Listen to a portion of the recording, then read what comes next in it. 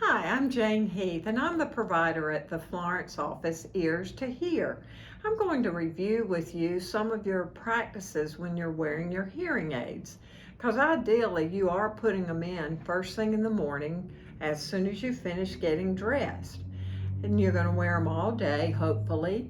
You're not going to shower or swim in them. When you take them out, if you're using batteries, you do open your battery door. If you forget, it doesn't hurt it, it just uses your hearing aid battery.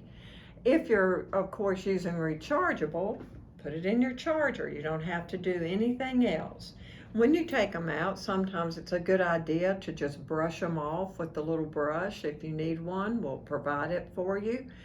Um, and sometimes it's a good idea, it's never a good idea to put any kind of cleanser or anything on it. Other than the brush, the tissue, soft cloth, that's all you're going to want to use.